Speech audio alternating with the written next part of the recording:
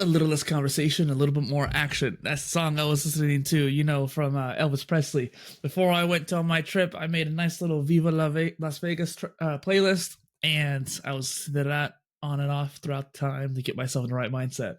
Love it.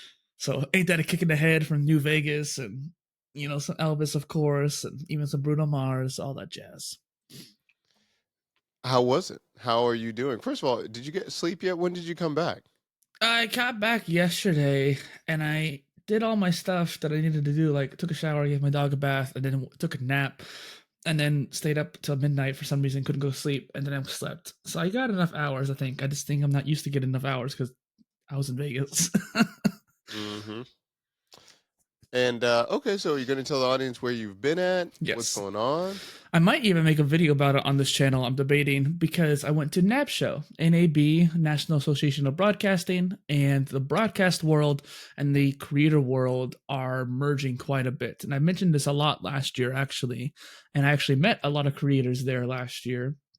And for context, the NAB Show is this huge conference. They have 3 different expo halls, or 4 even last year, where you have to go through, like, okay, here's the creator area, here's Blackmagic and Adobe. The other hall would be like DJI and like different camera slings and camera equipment. And there was even Corsair and Elgato. Like, there was a whole bunch of like really cool technology companies. But then there's a whole bunch of corporations as well, and analytics companies and AI. And then there's a whole West Hall, which I barely even went to last year or this year because it's more corporate bigwigs having meetings. And just going around to these different halls, though, and meeting people, especially in the creator area for someone like us, it was really interesting experience. And I got to meet some really cool people and learn some cool lessons, and particularly just make those connections. And this conference kind of happened last minute, really. Oh, I love it. So, for me, at least, I mean. Do you want to? I saw the Instagram post. It was awesome. Oh, I'll tell you why I think I'm more centered too. I just realized this as we were talking. But do you want to talk about, like, I saw your Instagram post. Was there anyone that that was a surprise guest that you got to talk to, or just like something that out of the ordinary that you really took away? I mean, not so much. I haven't got a chance to like interview him or anything like that. I'm not going to say any names either, but I met a guy. So there was a creator mixer on the first day, and I got to tell you, you got to go to those mixers. When you go to these conferences, like, maybe you might not do the after party because you're too tired, fine, but do the mixers. Mixers are always really great. And I'm literally chatting with somebody, and I look over, and this dude was like standing by himself, and then he kind of looks a little bit alone too, no less, but he's super cool looking, and he's walking this way, taking out his earbuds. So he's on a call probably or something like that. And he comes over, and I immediately go say hi to him because I was like, this guy like wants to join in. Let's do this. And I start talking to him, and he ends up being one of the people who runs the or not runs, but operates in the company that does the translations for all these big companies, like creators like Mr. Beast. So he works for the company that's doing the translation or operation for the translation for those multiple channels, big, huge YouTube channels, basically. And then there was an AI tool for live broadcasts in the West Hall. Now, this is more for like, sports shows and like, NFL and all these huge corporations. But I was talking to them about it as well because they're doing it live versus the, post-op. And it's interesting to think about, like, in both cases, it's becoming more and more of a thing. And the power that these tools and companies have to help content creators and broadcasters to translate your content is really interesting. I love it. Okay, cool. Well, I'm interested to hear more what happens. Mm-hmm. Yeah. And then what do you want to chat today about? It's up to you. I mean, hopefully I'll have some information in the next week or so, but it looks like I should have potentially, I don't want to say it yet. It. But the sponsorships could be going in the right direction. To be continued. Okay. So I also wanted to kind of think about this idea of what I'm going to do as a content creator going forward. There is certain points in my history where I just wasn't consistent or I wasn't doing enough. And something I created and talked about a lot on this channel, and I haven't talked to you about it for a hot minute though, is the creator equation. So you have strategy plus automation times execution equals success. And what a lot of, oh, you got a red solo cup. Okay. And what a lot of creators do is they'll have a good strategy that they learn from a big creator. They'll kind of like follow it for a little bit, but they don't execute enough, or they don't have the right tools to do it. So even if they follow the strategy, they don't really have the other two components. Or maybe they create their own strategy to do really well with it, but again, no tools. Or they have the right tools like OpenScript or NewLink or StreamYard or whatever you need, or in this case, but you don't have a good strategy or like plan of operation, like how many posts you want to make, what do you want to actually talk about, blah blah blah. And so you might even do a lot of execution, and you have the right tools, but you don't have the right strategy. So you're kind of just going aimlessly, which is funny because I talk about being multidisciplinary, but I talk about it in a sense of you're very disciplined about being focused when you're doing multiple different things.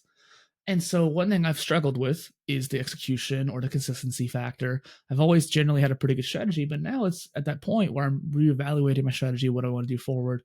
How do I want to brand myself going forward, especially for the time being? And do I want to not niche down, but kind of niche down in my marketing? Because I'm still going to be making the same content. I'm still going to be doing the Polycast probably at some point this year, but I might be focusing more on the PolyTools channel. So the creator interviews, the how to be a creator stuff, that kind of thing. I can't hear you. What made you decide to go this route or think about this? I was looking at my bio one day, and it was just really long-winded, and so I ended up changing like 1.5 sentences down to just knowledge management for polymaths, and then I have a bracket, like a bar, and then really kind of leaning into the PolyTools aspect, like content creation and repurposing expert and that kind of thing, and trying to really focus on that because I don't want to make a separate Instagram, maybe TikTok even, for PolyTools just yet, maybe down the line. But I really want to build up my following on there. And I think the people who I met and followed me at the conference are more interested in that content anyways. And I don't want to ask them to follow another account. And so I want to make use of that same account. Also, I went from about 840 to now 920-ish followers on Instagram, which is kind of nice. Which I know it's not a huge jump, but they're all real people. And there are people who I met. So there are people who actually look at my stuff and interact with it. And some of them are really cool. Some of them are really big creators too. So I thought about making more focused content and then trying to go back to that whole omni content model that I created and trying to figure out a way to do that, but in a modern way. I think that's interesting. That's a really good perspective. And when you were talking about like the one-liners or your bio, it was interesting. I was talking to someone at sponsorship games, and they were just like, what do you do, or how do you describe yourself? And she was just talking about more of the fact of like newsletters, of like how people understand who you are to get on your newsletter. But it really made me had to think, and I'm like, yeah, I gotta tighten this up a little bit. So yeah, and I specifically don't want to tighten it up too much because I have the multiple different things, right? For you, it might be a little bit more easier because you're like more focusing on the no code, low code people and automation, obviously, too, in that case. But I'm sure you could find a really creative way of saying all three of those things in one sentence. I mean, I haven't actually seen your bio in a hot minute. I think I'm going to change Instagram? It too coming up. Oh, what does it say? Instagram. I don't even know what my bio is on Instagram. So what I try to do is make sure it's the same on all platforms too. Maybe I should do that. I don't even know what is over there. I can't even. Oh, man. Online business made simple. That's an old one. I haven't said that in a hot minute. Yeah, I remember that one. I can hear in your voice that you did not like that one. It's past. Oh my gosh, this stupid freaking microphone. Sorry, people. For some reason, focusing here. It's all right. Your video went out for a second, but now it's back. It's you want to know why? Can you hear me though? I can hear you.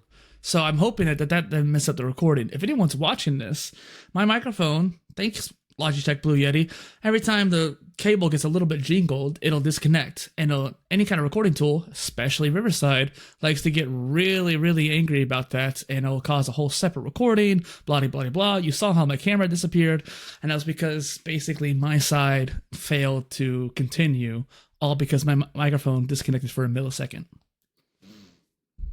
I don't like that. Yeah, no. And it's starting to become a real problem with Riverside. No good. particularly. But No good. even Melt Studio has had some issues with it too. But at least they don't like stop the recording completely, I don't think. True. But hey, local recording for the win. In that case. So this is the new one that they want. I help business leaders integrate AI to reduce admin and maximize revenue. That's more of a LinkedIn thing for finding the target. I was going to say it sounded like way too businessy. Yeah, it's business for sure. For mine, I think for my YouTube one, and let me just look at Twitter. That's the main one I use. Did you ever do anything with TikTok? Did I do anything with TikTok? No. I was just saying you could just like set up an automation to send anything from your Instagram or YouTube Shorts over. Let me look over here. Maybe I should do that. Like, I always think that you should be on. Okay, even if you're not going to put effort into a platform, you should at least try to have an account so you can plant your flag, and then if you can automate things, do that. That's how I am with Pinterest, and I've put a little bit more effort in Pinterest over the years, but for the most part, I've only ever automated things with Pinterest. Really? Helping you to use no code and AI to turn tech overwhelm into simple, scalable business growth. Yeah, that's a lot better. Yeah, no coding needed, or no. And then you could take that same one. Like, you definitely want to have it across TikTok and Instagram and Twitter, and probably do the other one for LinkedIn. But you get the idea, and just try to go through all your different socials. I even went on Quora. I don't even go on Quora anymore, and I updated my Quora. It brings me back. Yeah, dude, Quora screwed up big with creators. Oh, for sure. Let's see. I'm switching it out right now. Good. You got to be careful because some of them are shorter content character links, which is annoying. Yeah. Okay, cool. So, but that kind of goes back to this whole idea of being a modern content creator. You need to be on the channel. You need to be everywhere. And that it kind of goes into the strategy, but you also have to execute that. So you have to, at the very least, use tools like New Link to automate, like I said, or execute and just manually post if you really care about manually posting. I was talking to someone about it the other day, and they post manually across a lot of the short form video platforms. And I'm just like, you could make this a lot easier. Like, take a 10 to 20% hit on views, but then you have way more posts that are going out. It's interesting. Because I don't fully believe that it neuters your views when you automate it, but I know that some tools, especially like when TikTok sees that you're posting from like Hootsuite or something like that, I think they might, downgrade you a little bit. Yeah, it's interesting to see that. So, two things. So, where do you want to go? Do you want to go with your conference first and deep dive into that, and then we'll see time, or what would you like? Let's go into that a little bit. Essentially, last year I was working with a startup, and they wanted to go to NAB, and so they had a lot of people there. And whenever I joined with them, I didn't think that NAB was going to be that big of a deal. When I looked at the website at first too, I was kind of like, this seems kind of boring, like broadcasting. That's not what I do. But I definitely have seen these two worlds as a content creator start to merge. Production quality for content creators is going higher and higher and higher. Like, you and I might not be in full on YouTube studios, but we've worked hard on our studio. We've worked hard on you more than me. Just look at this. But essentially, look at Mr. Beast. He has like 200 employees, and he's using Red cameras sometimes too, and like all these different fancy stuff. I think at least he's using the best cameras he can get, and GoPros at the same time. But you get what I mean. These YouTubers are getting higher and higher broadcast quality content production studios, and then the broadcasting world is using content creation to disseminate all their stuff. And so there's this merging happen. And I saw this last year, and I got to talk to a lot of creators who are a lot bigger than us. And they learned a lot. They talked a lot. They have a little creator hall at the expo too. And it's interesting to think about all the different creators that go there. And they look at, some of them are like, camera nerds too. So they're trying to go look at like Amaran for lighting, look at the DJI booths for different gimbals and stuff like that. That makes sense. I like what you mentioned. I think it is emerging. I think definitely COVID sped this process up, where there is a lot of connection on both sides. Were there any creators that you noticed, were they talking about their strategy, why they were there, or anything like that you got to talk about? Well, I work with Opus Clip, and they got Zach Justice from the Dropouts podcast, to join up with them. I talked to him last year actually there, And so they did a panel together, and Zach Justice was talking about his multi-platform strategy and like using Opus and stuff like that. And it's interesting to think about how, basically somewhat of a single person solo creator. I mean, he has probably like some VAs and some assistants, but for the most part, he's solo. He's using tools to create this omni-channel empire. And that's kind of how I think the content creation's going. And that's what I really want to create myself too. And I know that you have similar ambitions. Love to hear it. Love to hear it. That's pretty interesting. For Opus Clip, do they do anything with, they don't do any repurposing with text to, like, say, for instance, creating blog. I sound terrible. Hold on. You can't create blog posts, but you can download the transcripts now, which is nice. What do you do for your workflow? From clips, are you creating, well, you write, so you're not really creating blog posts that are repurposed or anything from videos, right? So, yeah, I don't really make blogs from videos, although there are a couple exceptions. Every month on the 1st, I do my Now page update, which in knowledge management terms is kind of like my monthly note. And depending on how I feel, I'm pretty equal when it comes to creating video or blogs sometimes, where I'm like, hey, I like writing, and so usually I'll start with the blog post part of it first, and then I'll make the video. And I make both off the cuff. I don't necessarily base either one off the other. But some months I start off with the video. So it's kind of interesting to think about, like, I'll start with one or the other, and then I just link the other thing to the other thing.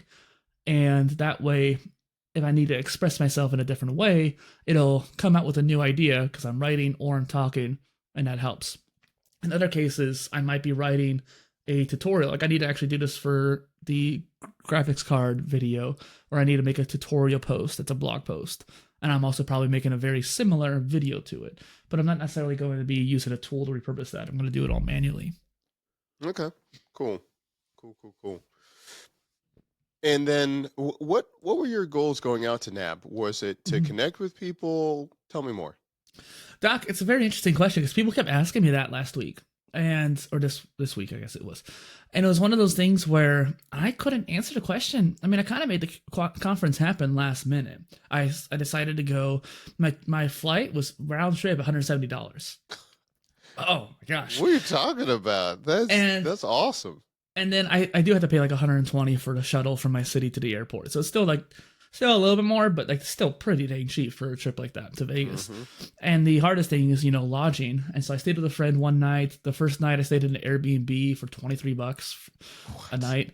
And it was pretty sketchy neighborhood. Room? Yeah. It was a pretty sketchy neighborhood, but the house was nice. And it was damn near close to the airport. And so I wish I could have stayed in that one a little bit longer, but they didn't have enough nights. The other Airbnb I stayed at was actually pretty grody, and it was like $68 a night, not really quite worth it. And it was also in a bad neighborhood, almost worse, I would say. And so you got to be mindful about that kind of stuff, especially in Vegas. But to, just grab a hotel room with a friend and save some money that way or something like that. I love it. And so you were out there. How did you, I would love to know two things. Number one, how do you rate the success of this conference for you personally? And now that you look back, was there something you really wanted to get out of the conference? Or was it purely to soak up the vibes and kind of network? So I go to every conference with the intention to networking. Even Podcast Movement for the first time. My first conference was Podcast Movement in 2023. And while I actually wanted to go to some panels there and I wanted to kind of get the experience of going to a conference, I was trying to learn how to do conferences, right? Even at that point, I spent most of the time just networking. And last year, especially in DC, that's what I did. And so both NABs that I've gone to now too, that's what I did. And that was the intention. I mean, I had to work for the company I was working for last year, but I still was focusing on networking and trying to experience Vegas. This year, I didn't necessarily care so much about experiencing Vegas. I just wanted to go in there, like you said, and get that vibe. I figured it would also help me motivate myself a little bit more with content creation too. You know what I mean? You come back with a little bit more boost, like, hey, let's get some stuff done. Last year, I went to two conferences, the Think Media Conference and NAB. And so I had a fire underneath my butt. I was trying to revamp all three of my channels. And I don't know if you remember that, but I did a whole bunch of like updates for my graphics and stuff like that. I'm actually thinking about redoing my profile pic, which my uncle graciously made this multi-arm polymathic picture. And so I might keep that for a while because I've had it for a while, but I'm starting to think that maybe one of those pictures from that picture I sent you, which anybody's interested, PolyInnovator on Instagram is like pinned at the top. I have a video. Do you know the brand Newer? This Like sounds familiar, but NEWWER.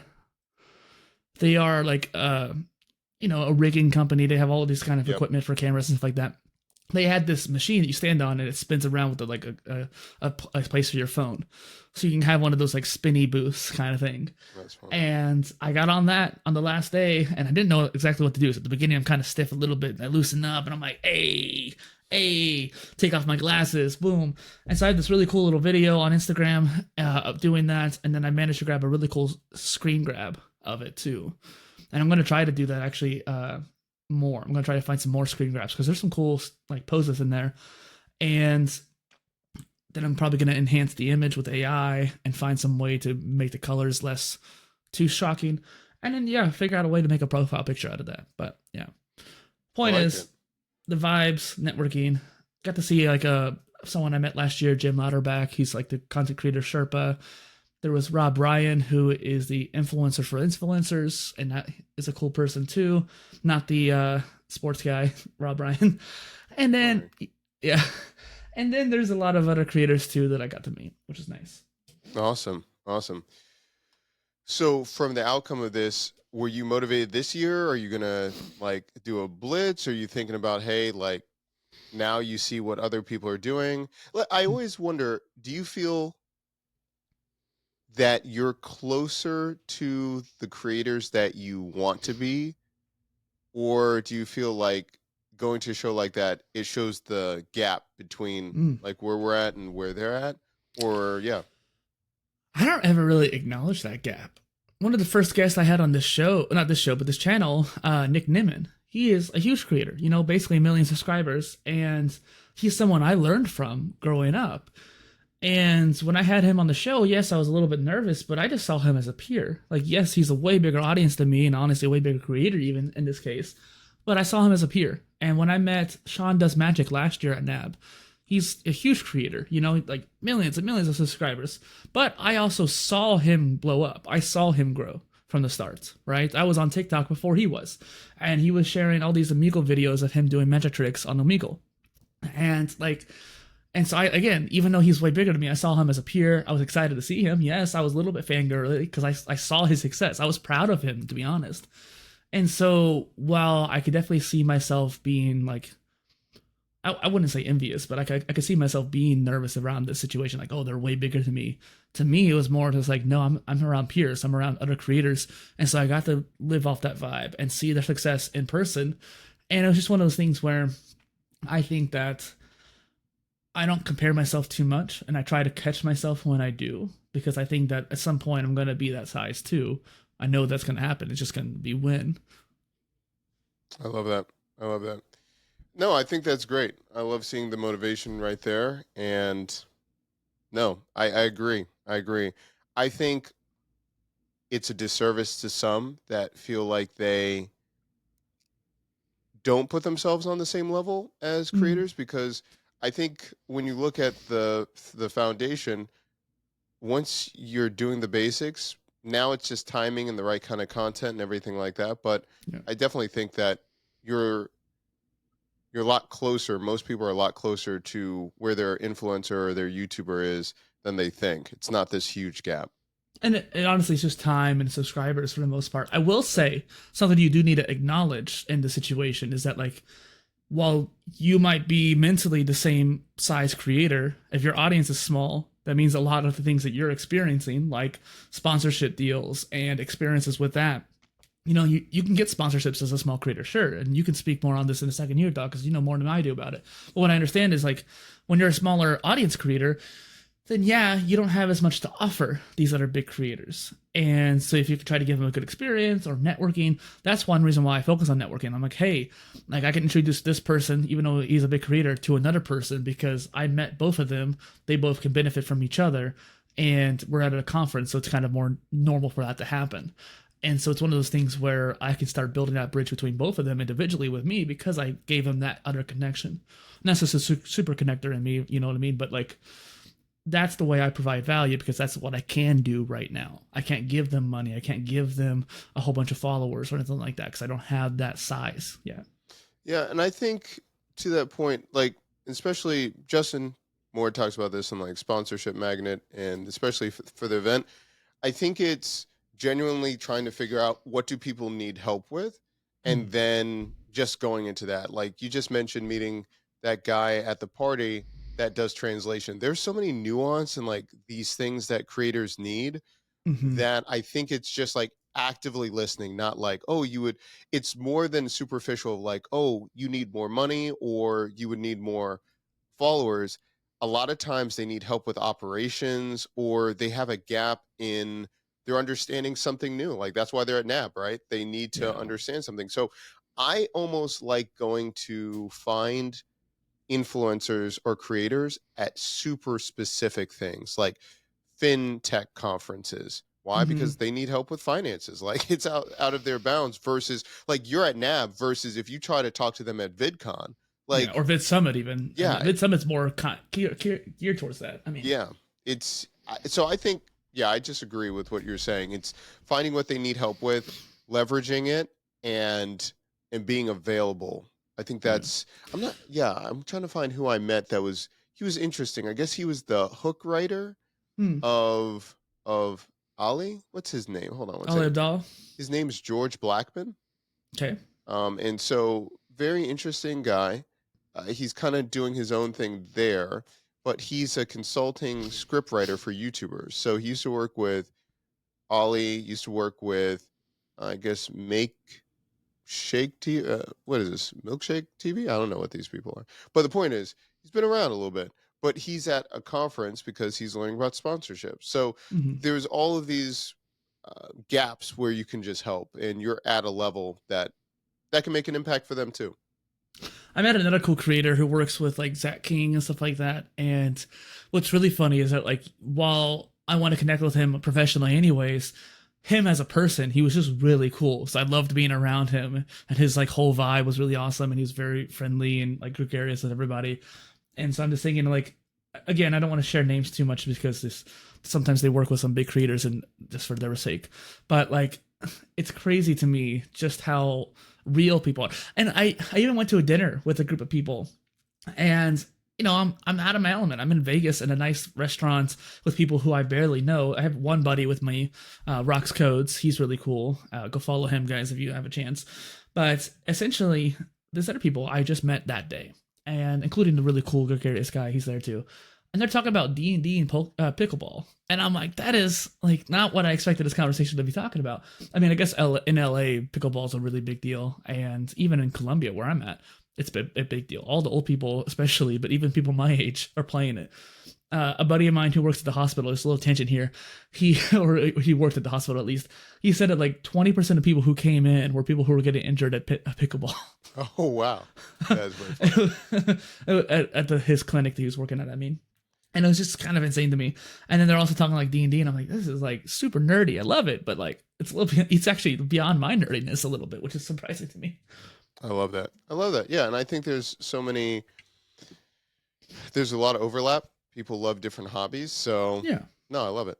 Love to hear. Well, and like it really just goes to show like these are all people, these are all real persons, and you want to realize that when you go to conferences, like you kind of have this picture in your head.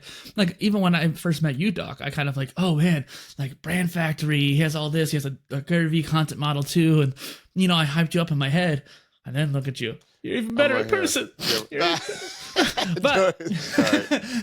But again, you're a person, and now we're friends, and it's one of those things where like, you know, when I first interviewed you, I was nervous about it, and then like over time we became closer and closer because I realized you're a human being, obviously, I hope.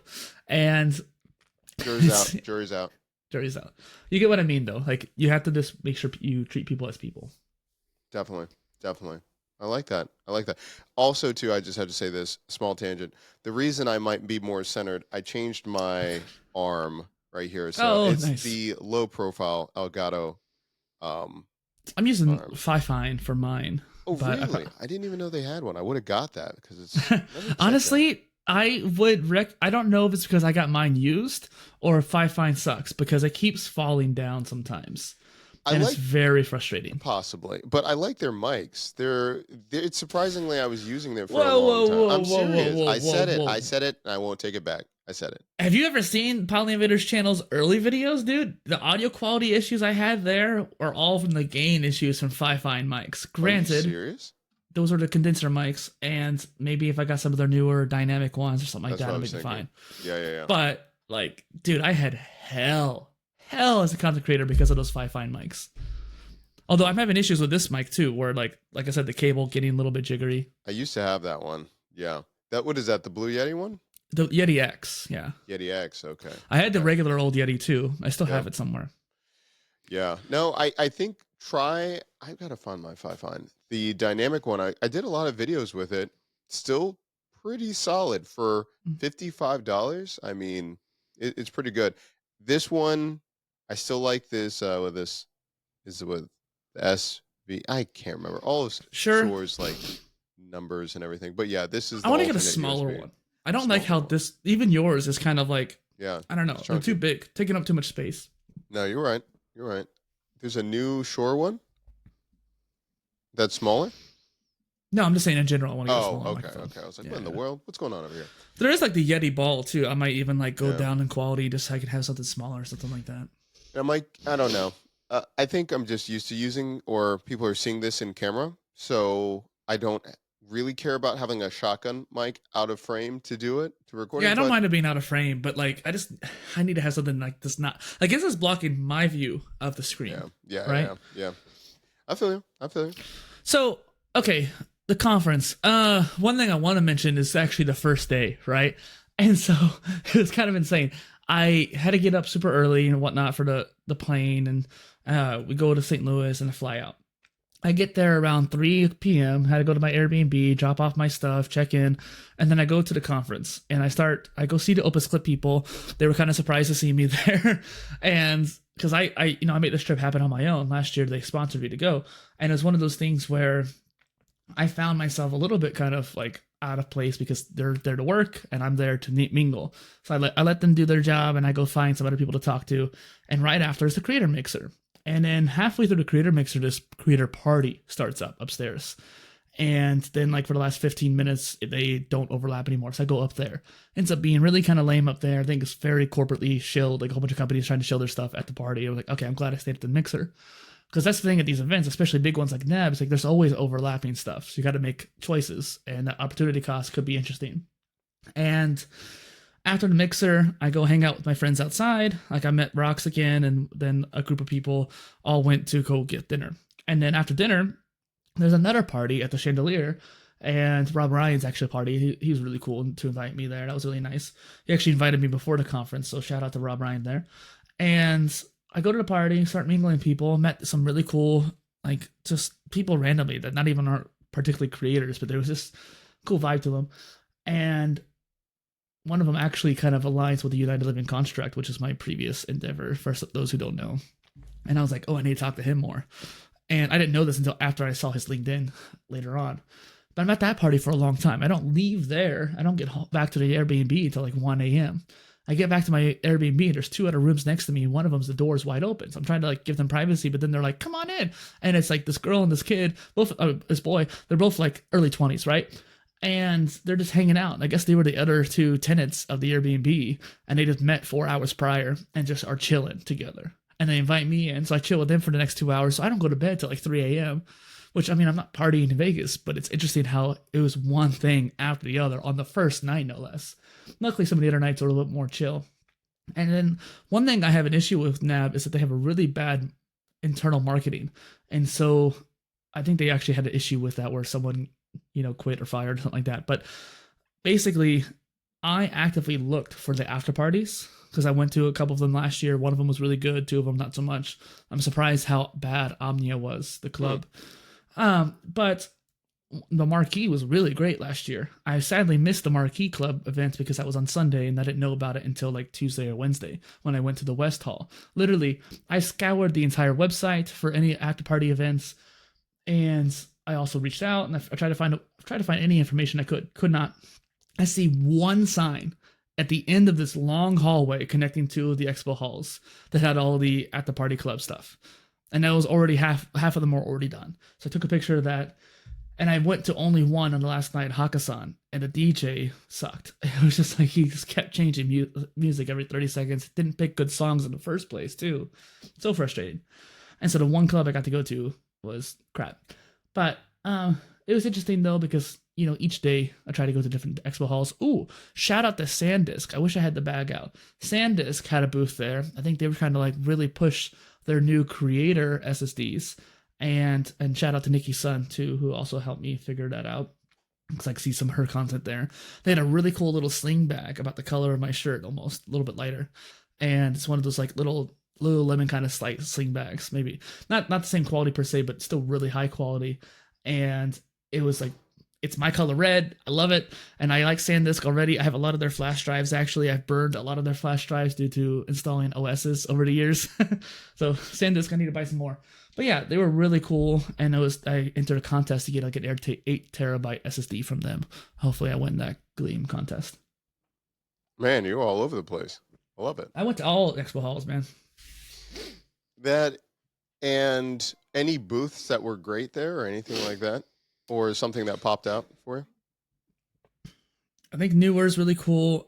On the last day, I sat with somebody randomly at lunch from GCL, which is like this pretty big company about making these like different screens and environments for studios.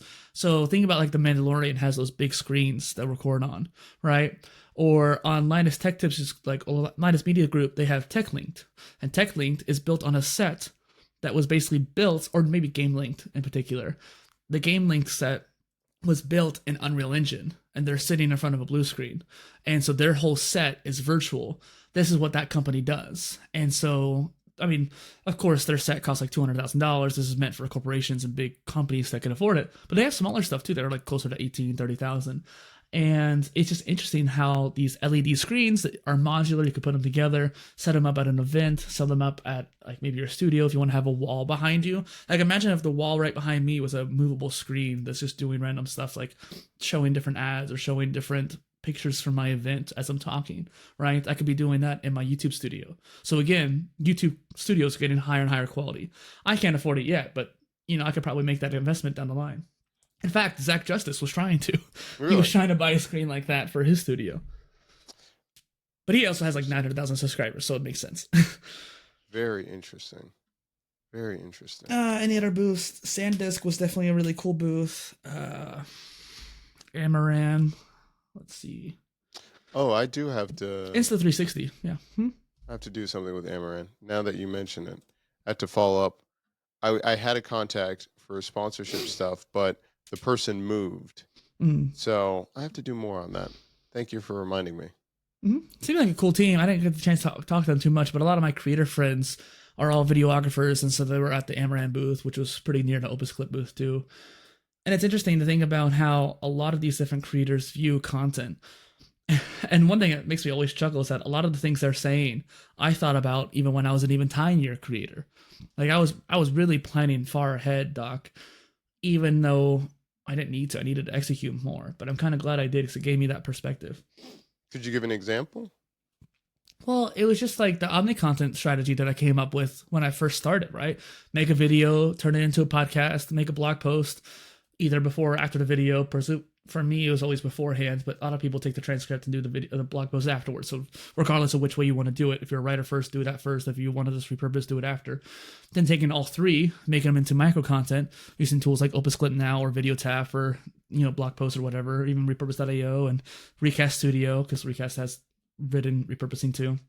And so using tools now, you can help it. You could always do it yourself back in the day too. Taking quote images, that kind of thing. Really disseminating that micro content and taking what I learned from you and Gary Vee and Nick Nimmin and Shannon Hernandez and really try to just be omnichannel as possible. And I tried to do that. And I think where I failed is that I actually started up my sub brands because I started spreading my attention. And it wasn't until I was learning how to batch better and do better time management that I was able to manage all these brands effectively. Nice. You asked me something earlier. Content blitz. I feel this is just something I'm talking like off the cuff, kind of thinking about. I feel like you shouldn't do more than one content blitz per year. That's just like, since I'm one of the first people doing it, I want to kind of mention that right off the bat. I think that is something that you shouldn't necessarily overdo because it might lead to burnout. I don't think I got too close to burnout, but I definitely started feeling it when I was getting towards the end of the blitz. And I also took me like over a month longer than I wanted to. But I definitely think I should be doing some more sprints because I'm running out of scheduled posts on one of my YouTube channels has now been inactive for a couple weeks, and the other one is about to be done at the end of this month. One of my newsletters is now inactive for a couple weeks, and the other one's going to be done in a couple weeks. So I need to like get back to scheduling those out ahead of time. Interesting. Okay, it's not bad. Not bad. What are you planning on doing, Doc? In life, in all of this, what Content wise? Let's see. Content. It kind of depends on what goes on with these sponsors coming up. Mm-hmm. So I had one smaller engagement for a sponsorship, which is cool. Right now, I have an agreement, quote unquote, with a few others, but I want the contract, like, until it's signed. I don't say that I've got it wrapped up. But between the 12-week year and doing all these things, we'll know in the next 2 weeks. But I think we're super close to the goals and everything. So the content, I'm kind of just making evergreen content for 2025. So like the Zapier for 2025, make videos for 2025, getting all those things out of the way. And then depending on what we're going to do with sponsorship and text to app, you see all of those things right now happening. Yeah, we'll see. To be continued. I think I'm kind of similar in regard of like, I may not be trying to make as much evergreen stuff per se, but I am trying to make more like tech reviews. Like I said, I wanted to get that computer and external graphics card stuff done.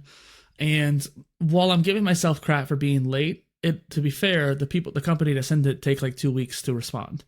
So it has been over a course of time. And while I am late, it's also partially not my fault because I didn't know what to do with it for like a month.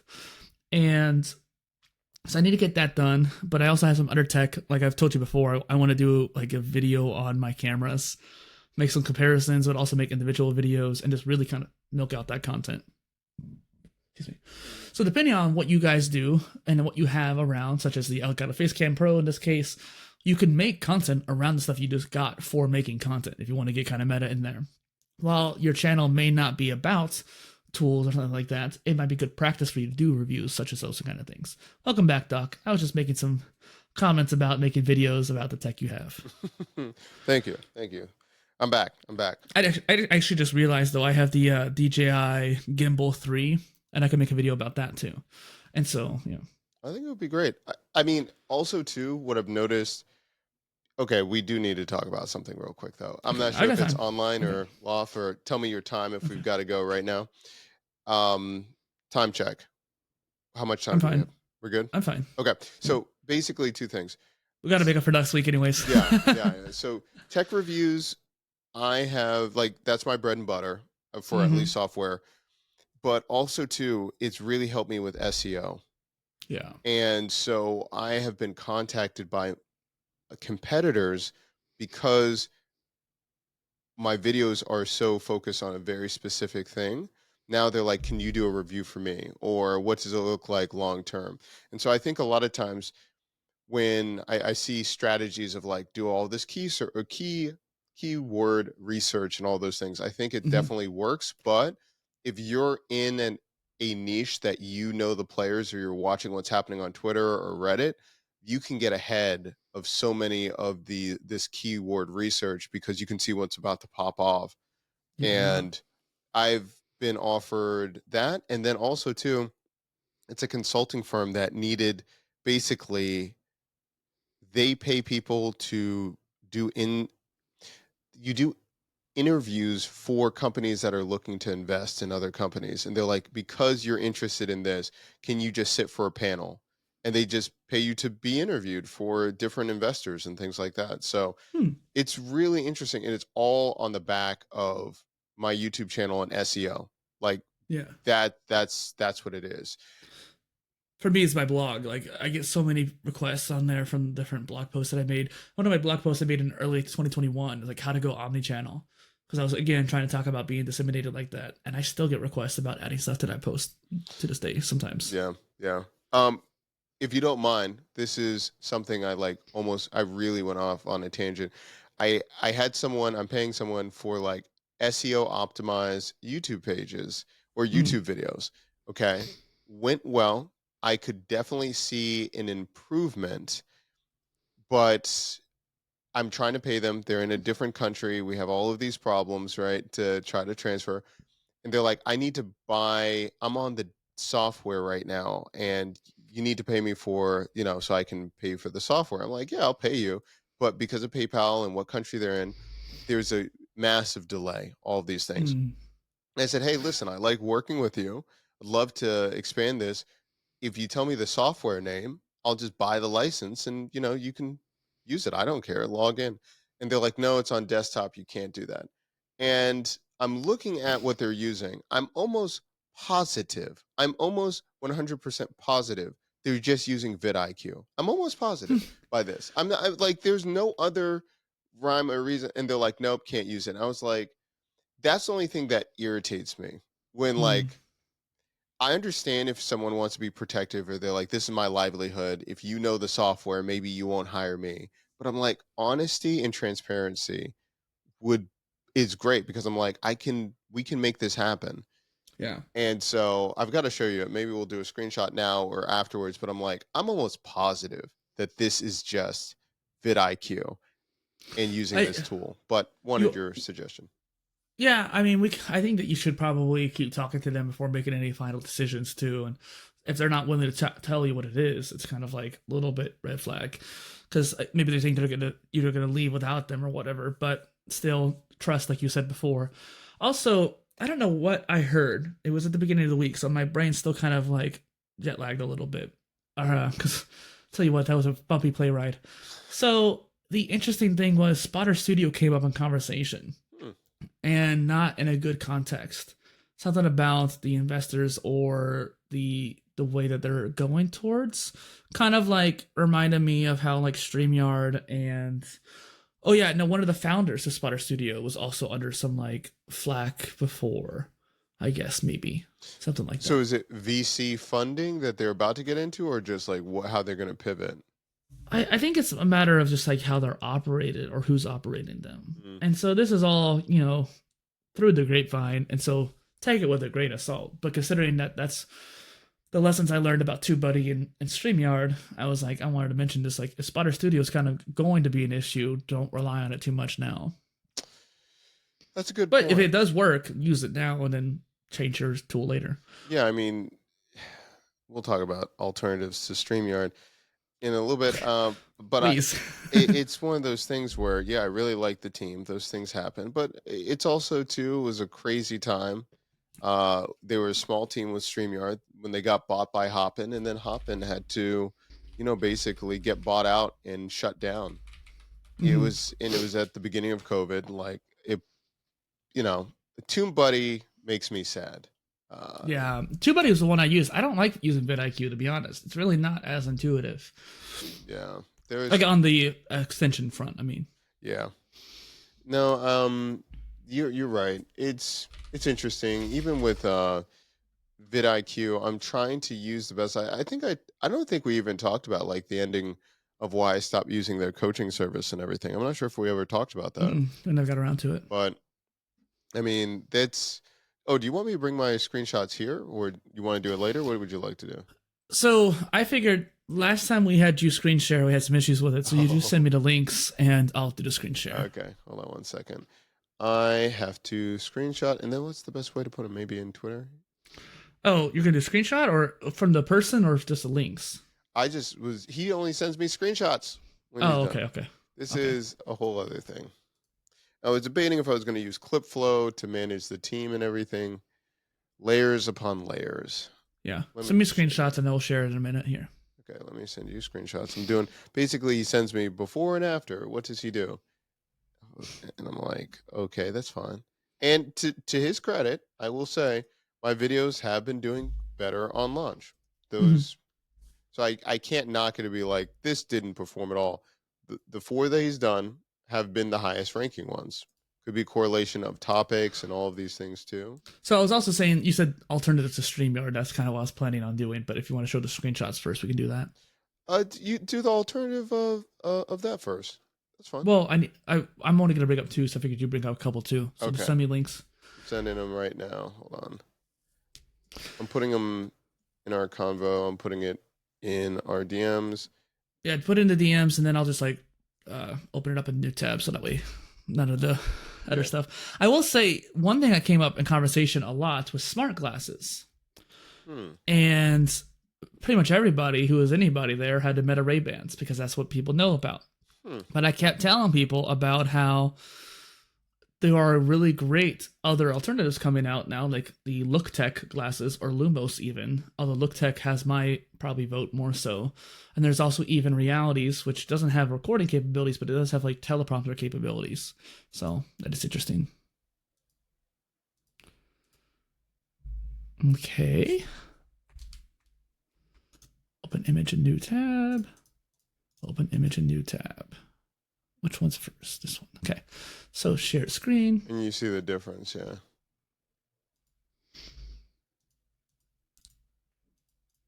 All right. So we have the first picture here.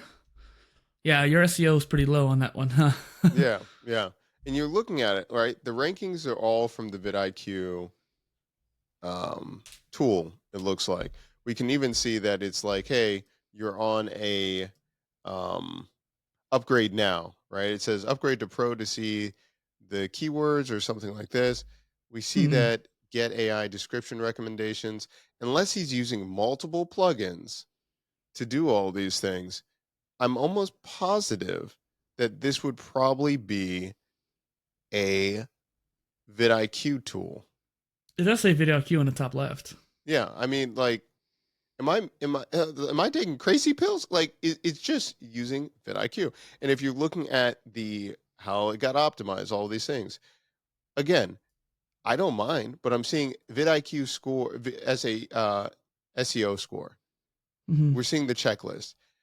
I would, if I was betting, which I don't, I would think this is all just using vidIQ. And it says upgrade to vidIQ Boost at the bottom in purple. Yeah. And there's vidIQ here, there's vidIQ here. And this is what I'm saying. Like, if it's vidIQ, I'm like, bro, I don't care. I have access. Yeah. Like, I'll just log in. I'll pay for it and just log in for the guy. I don't care. So I don't necessarily know what you do with him, but it does seem like you're just using vidIQ.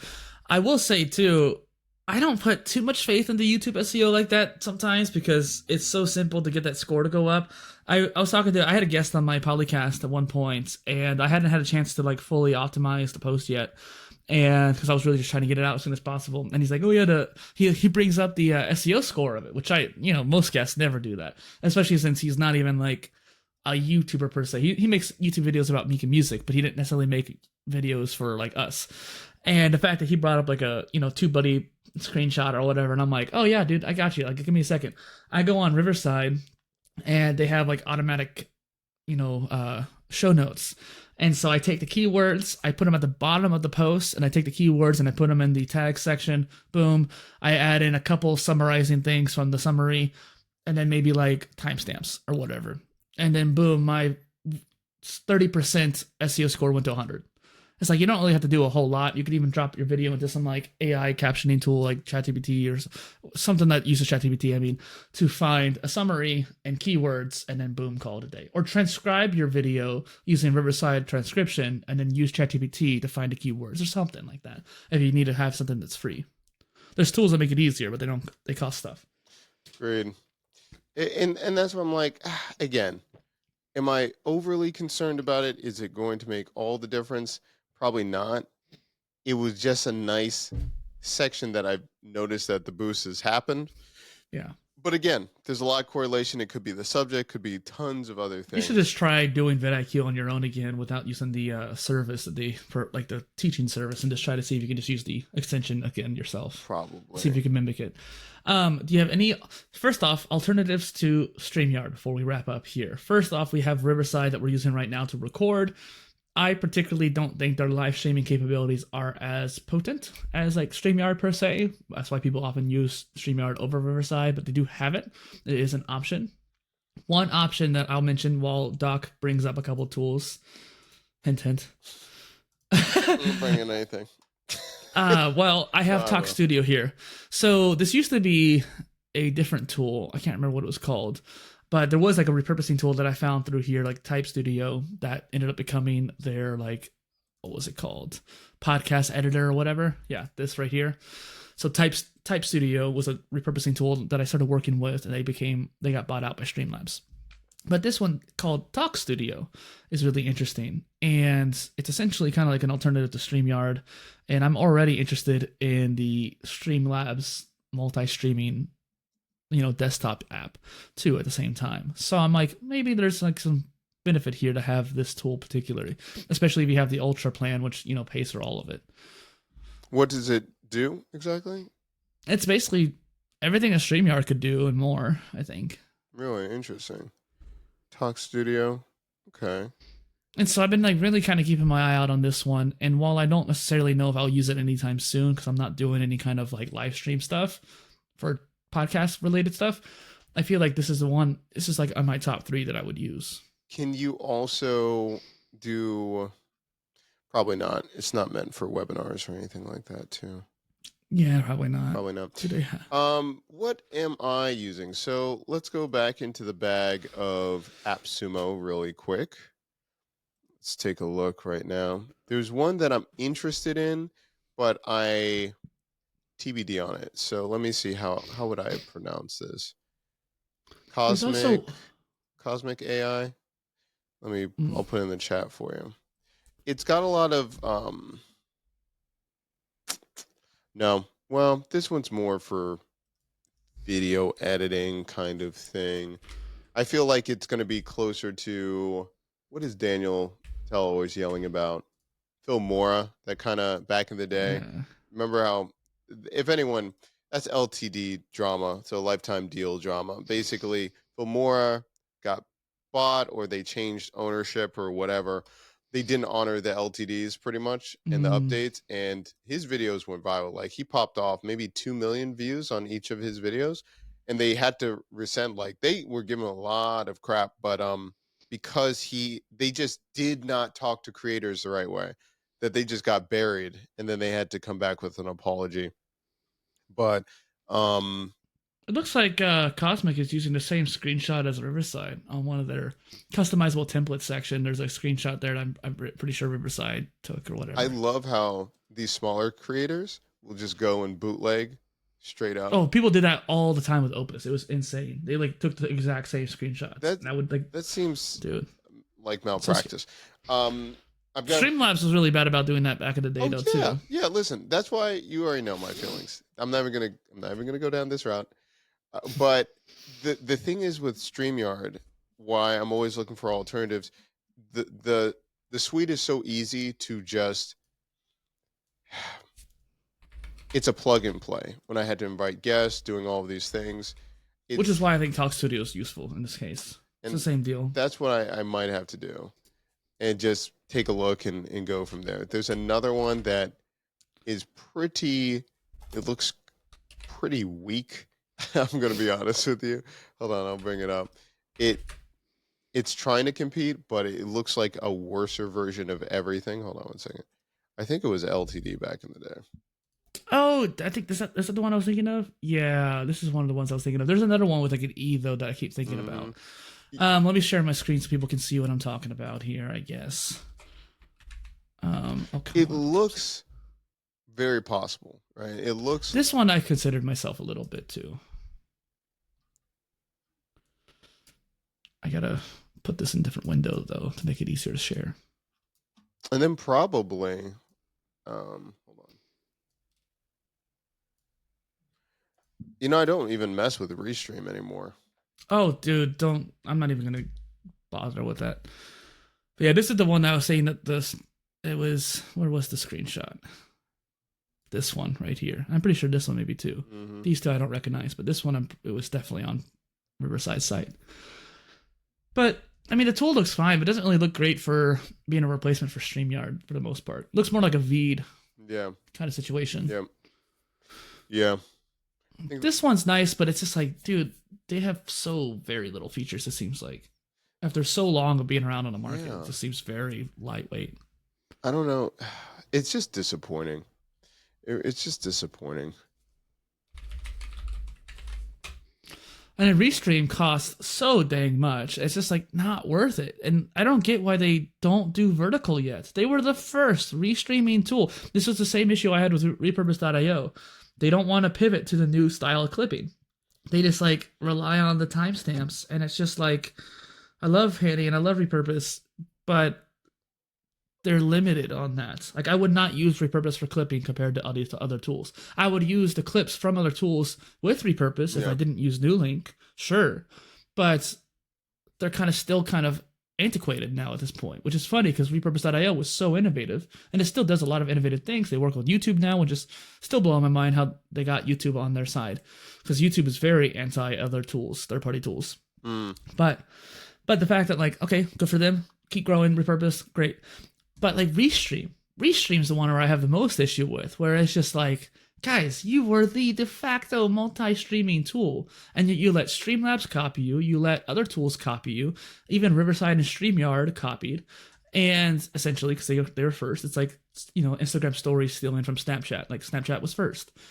And yet, they don't have vertical yet. And every other tool, even Meld is working on vertical. Every other tool, Streamlabs, OBS, trying to think, other tools that basically do the same purpose of like multi-streaming. What is it called? Stream Elements. They all have vertical, and that's what's common now. It's, you know what? Maybe next time what we got to talk about is that new kind of repurposing and talking about like the tech stack. Using vertical, doing all those things. Because it has changed a bit. Because you and I did a video about it late last year, or maybe it was on a live stream, something like that. But look at this, $16 a month for only 3 channels. Get the hell out of here. I can do like 7 on Stream Elements for free. And even if I had to pay them, I would still pay them before I pay this. Yeah. Even their professional plan is only 5 channels, Doc. Like, it doesn't make any sense. I get that you're paying for this, but if you look at Streamlabs, I'm going to go on a little tangent here because I'm kind of mad about this. Let's see, where's their product? Streamlabs Desktop. Even if I were to pay for their Pro, right? You can do the Streamlabs Desktop and multi-stream to any platforms vertically and horizontally as much as you want. Streamlabs is the other alternative that does the syndication for you. So while like Stream Elements and Atom are great for doing as many as you want, you have to have strong enough internet, strong enough computer to handle it. You pay like $19 a month and you get access to a very nice clipping tool that I use for my gaming clips. Now I'd probably use Opus, but for years I was using CrossClip and Opus actually together. Talk Studio, like I mentioned earlier. Podcast editor, which is not that great, but it still works. Basically, the script. Some video editing program. Haven't used it, but Doc, we should do a video on this one. I didn't know about this one. What is this? It's a video editor from Streamlabs. What? Yeah. And then you get discounts for Logitech stuff because Logitech owns Streamlabs. All for what? $19 a month? Okay, no, $27 for the Ultra. That went up in price. But okay, $27 is still not that bad compared to what Restream is. Yeah. It's kind of weird. 3+ destinations. It's kind of weak. Yeah. All right. I'm happy to do a talk like that next time. Just remember Write it down. Put it in the group. You message me right now what you want to talk about because you're the one that came up with it and I barely remember what you said already. That's what I'm talking about. Twitter message me. I usually put it in my Obsidian vault. Hey, real quick before we wrap up, how have you been using Obsidian? I've been having a lot of. Why are we talking about it now? You're doing it now. That's a layered question. I'm debating how I want to use it long term. Basically, this is what I need to do. I need to first take the time to sync it so I can use it on my phone and everything like that. Hold on. Number 1, I need to do that because what I find is I'm in that position where I'm lazy when I'm trying to do something on my phone and I'm like, oh, I would have done this in Obsidian, but I haven't synced my vaults. I think this podcast is done. My voice is done. Yeah, you're fine. So I would say there's a few different sync plugins, like the official one. I had such a big vault, I couldn't get the official one to work, but maybe I need to try it again. There's also ways of doing it through like Git or Google Drive and Apple Drive or whatever. But I feel like there's also another thing that I was looking at recently where it's like a mobile idea capture. And so it'll sync, that'll be like on its own. And so if you like, I only ever use mobile particularly just to write down quick ideas. And while I would definitely want the sync for my tablet or other computers, the mobile one in the meantime might be just efficient enough for me to be used and just send the ideas to a particular note on my desktop. But yeah. All right, Doc. I don't want you losing your voice. It's done. You gotta have that podcast voice. I hope that you have a wonderful day. See you, man. Bye. What did you say you want?